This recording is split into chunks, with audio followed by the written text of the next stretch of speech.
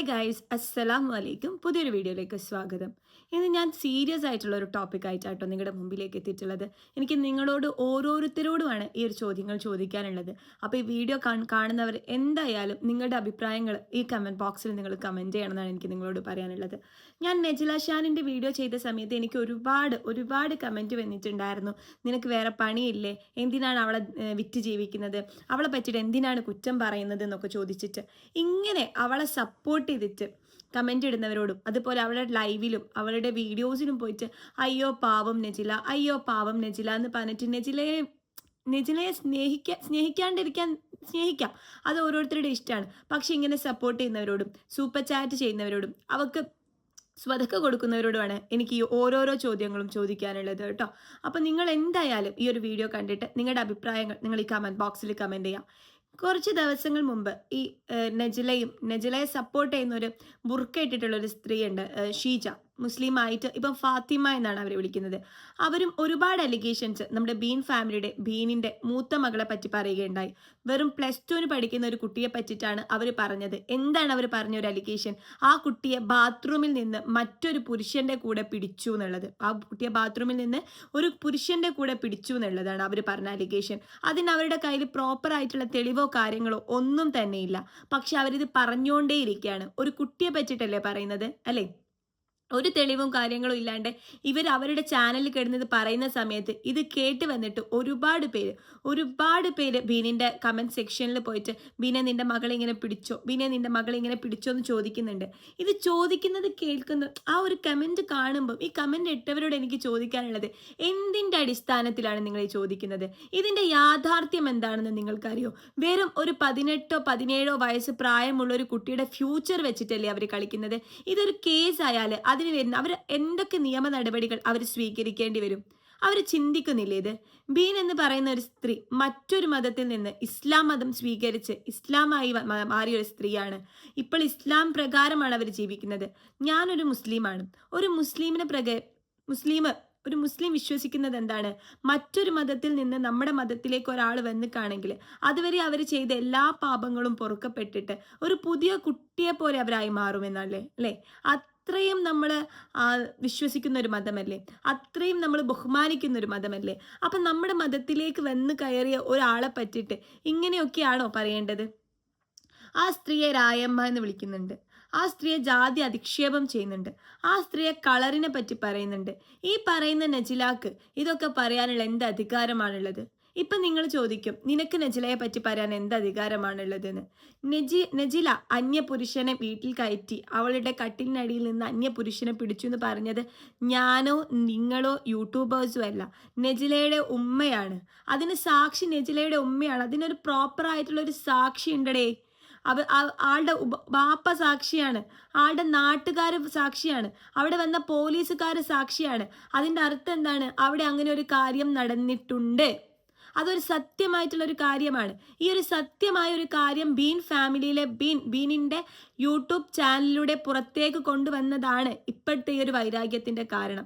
എടോ, ഒരു ലൈവിൽ വന്നിരുന്നിട്ട് എന്തൊക്കെ തെറികളാണെടോ പറയുന്നത്, എന്തൊക്കെ തെറികളാണ്. ഇതൊക്കെ കണ്ടിട്ട് നിങ്ങൾ എന്തിനാണ് ഈ സ്ത്രീയെ നിങ്ങൾ സപ്പോർട്ട് ചെയ്യുന്നതെന്നാണ് എനിക്ക് മനസ്സിലാകാത്തത്. ഇന്നലെ ആ സ്ത്രീയുടെ 4ാമത്തെ കെട്ടിയവനും ഒരു ലൈവ് നടത്തിയിട്ട് പൂരത്തെറിയാണ് അതിൽ വിളിക്കുന്നത്. തൊട്ടടുത്ത് അവളുടെ 2 മക്കളുണ്ട്. ഇത് കാണുന്ന ഈ ലൈവ് കാണുന്നവർ ചിലപ്പോൾ ഫാമിലി ആയിട്ടായിരിക്കും കാണുന്നുണ്ടാകുക.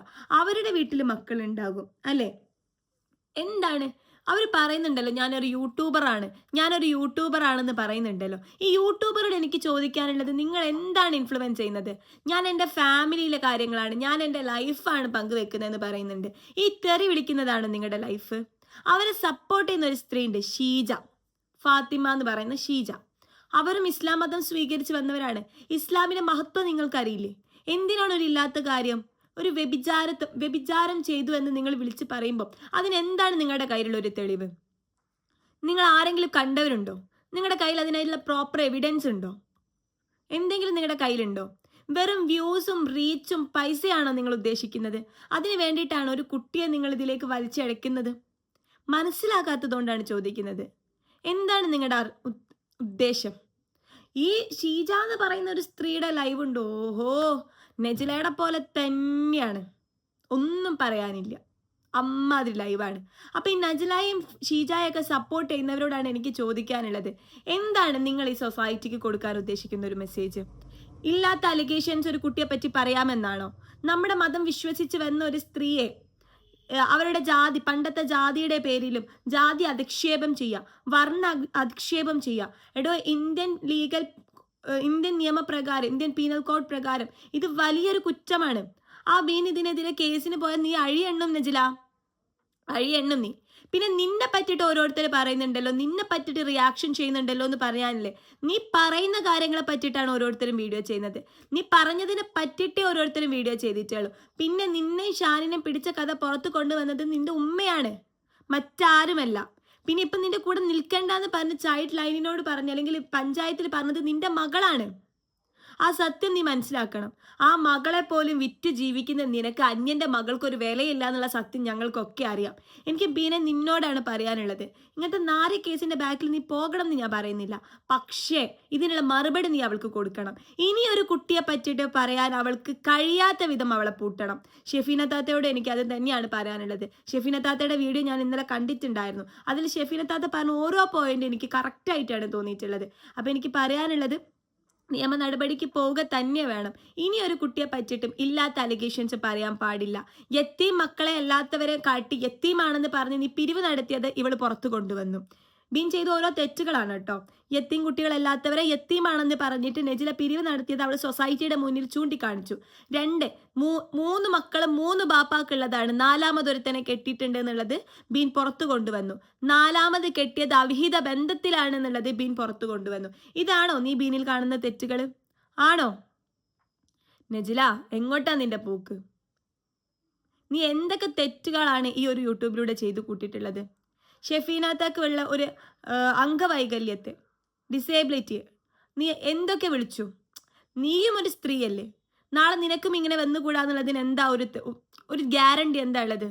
നമുക്ക് എന്തും എപ്പോഴും സംഭവിച്ചുകൂടെ? നീ എന്താ അത് മനസ്സിലാക്കാത്തത്? ഞാൻ പറയുന്നത്, ഈ വീഡിയോ കാണുന്ന ഓരോരുത്തരും നജിലയുടെ കമൻറ്റ് ബോക്സിൽ പോയി കമൻറ്റ് ചെയ്യണം അവർ ചെയ്ത തെറ്റിനെ പറ്റിയിട്ട്. കൂടാണ്ട് അവളുടെ ചാനൽ കഴിയുന്നവരൊക്കെ ഒന്ന് റിപ്പോർട്ട് അടിക്കടോ. എന്തിനാണ് ഇങ്ങനെ ഒരു ചാനൽ, മറ്റുള്ളവരെ കൊന്ന് ജീവിക്കുന്ന ഒരു ചാനൽ? അപ്പോൾ ഇത്രയേ പറയാനുള്ളൂ. വീഡിയോ ഇഷ്ടമായ ലൈക്ക് ചെയ്യുക, ഷെയർ ചെയ്യുക. നിങ്ങളുടെ കമൻറ്റ് എന്തായാലും കമൻറ്റ് ബോക്സിൽ രേഖപ്പെടുത്താം.